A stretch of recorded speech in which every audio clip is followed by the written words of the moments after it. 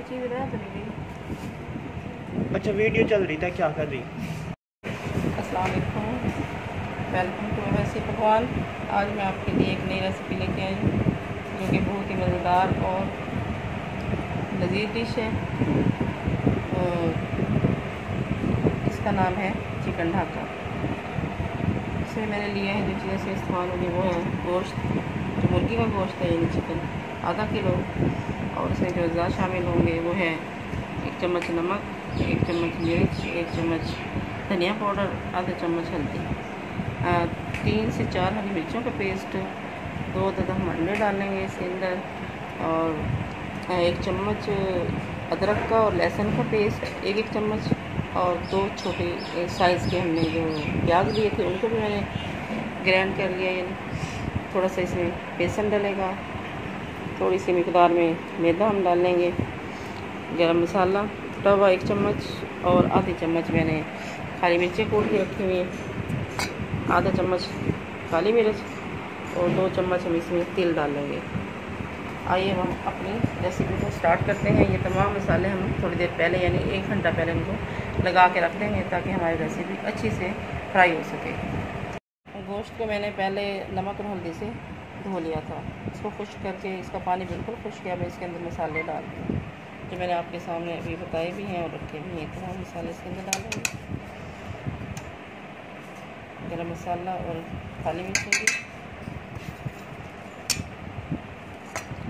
लहसुन और अदरक का पेस्ट,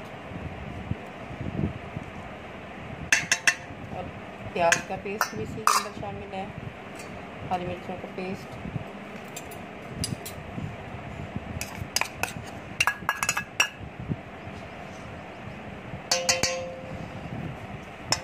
और इसके साथ ही तकरीबन सिरका है, ये खाने वाला सिरका में हम खाना में इस्तेमाल करते हैं, तकरीबन 2 से 3 चम्मच, और तकरीबन 2 से 3 अदद लीमू इसके अंदर डालेंगे, उसका रस।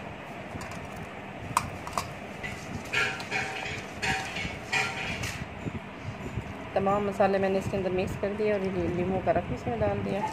अब इसको तकरीबन 1 घंटे के लिए रख देंगे।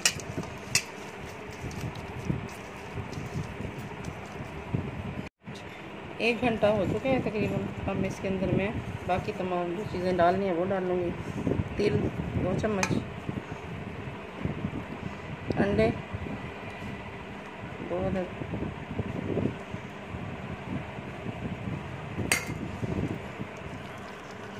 अब इनको अच्छी तरह से मैश कर लेंगे। मसाले अपने टेस्ट के मुताबिक आप रख सकते हैं। और दूसरी बात ये कि अगर आप इसको ईद के मौके पे भी बड़े गोश्त में या छोटे गोश्त में जिस तरीके से भी आप बनाना चाहें आप बना सकते हैं। बिल्कुल तरीका यही है, बस सिर्फ आपने इसके अंदर अगर आप बड़े गोश्त का बनाएंगे तो उसके अंदर आपने पपीता पाउडर शामिल करना है, तकरीबन 2 चम्मच। आधा किलो अगर गोश्त है आपके पास तो 2 चम्मच आपने पपीता पाउडर शामिल करना है। अब हमारे पास ये थोड़ा सा नरम हो गया है हमारा, जैसे ये अमेज़ा जो है ना, अब हमने इसको सख्त करने के लिए जितना ये बेसन रिज़र्व करेगा ये अपने अंदर उतना ही हमने इसके अंदर बेसन डालना है। थोड़ा सा सख्त कर लेंगे इसको, ठीक है। इसके अंदर बेसन डाल दिया और उसके अंदर थोड़ा सा मैदा ऐड करूँगी, थोड़ा सा टेस्ट के लिए, ताकि ये जुड़ जाए। जब हम इसको फ्राई करें तो इसके खुले ना और अच्छे तरीके से फ्राई हो सके। बहुत ही मज़ेदार और लजीज डिश आपके लिए आज बना रहे हैं, आपको ज़रूर पसंद आएगी, ज़रूर ट्राई करना है आपने। चलें अब हम इसको फ्राई करना स्टार्ट करते हैं। पैन में हमने तेल डाल लिया और उसको अच्छी तरह से गरम कर लिया है। तकरीबन हमारा तेल गरम हो गया। अब मैं इसके अंदर अपनी डालना शुरू करूँगी।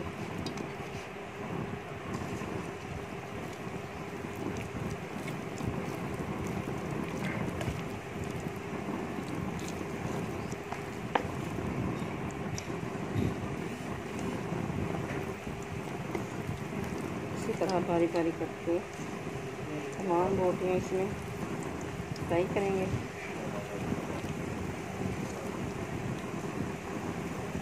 बहुत ही जल्दी से बन जाने वाली डिश है। आप मेहमानों के लिए, चाय के लिए भी आप इसको बना सकते हैं, चाय के साथ भी पेश कर सकते हैं।